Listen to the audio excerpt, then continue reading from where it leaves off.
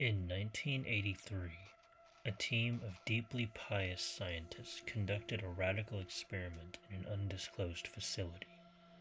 The scientists had theorized that a human without access to any senses or ways to perceive stimuli would be able to perceive the presence of God.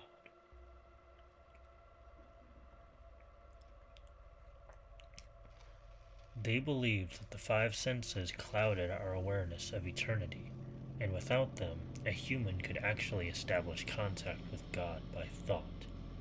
An elderly man who claimed to have nothing left to live for was the only test subject to volunteer. To purge him of all of his senses, the scientists performed a complex operation in which every sensory nerve connection to the brain was surgically severed. Although the test subject regained full muscular function, he could not see, hear, taste, smell, or feel. With no possible way to communicate with or even sense the outside world, he was alone with his thoughts.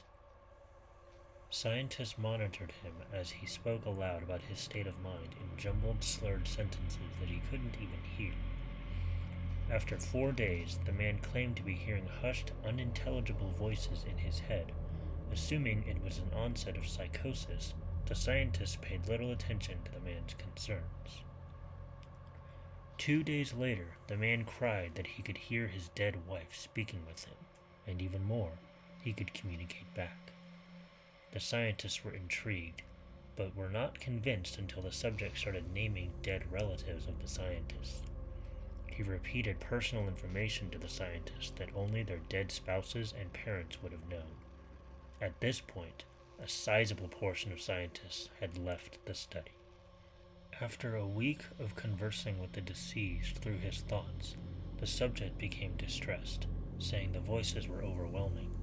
In every waking moment, his consciousness was bombarded by hundreds of voices that refused to leave him alone. He frequently threw himself against the wall, trying to elicit a pain response.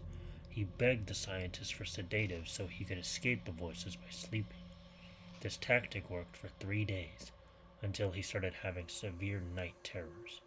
The subject repeatedly said that he could see and hear the deceased in his dreams. 1 day later, the subject began to scream and claw at his non-functional eyes, hoping to sense something in the physical world. The hysterical subject now said that the voices of the dead were deafening and hostile, speaking of hell and the end of the world. At one point he yelled, "No heaven, no forgiveness," for 5 hours straight. He continually begged to be killed, but the scientists were convinced that he was close to establishing contact with God. After another day, the subject could no longer form coherent sentences. Seemingly mad, he started to bite off chunks of flesh from his arm. The scientists rushed into the test chamber and restrained him onto a table so he could not kill himself. After a few hours of being tied down, the subject halted his struggling and screaming. He stared blankly at the ceiling as teardrops silently streaked across his face. For 2 weeks, the subject had to be manually rehydrated due to the constant crying. Eventually, he turned his head and, despite his blindness, made focused eye contact with a scientist for the first time in the study.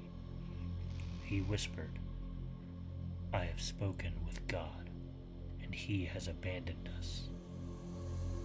And his vital signs stopped.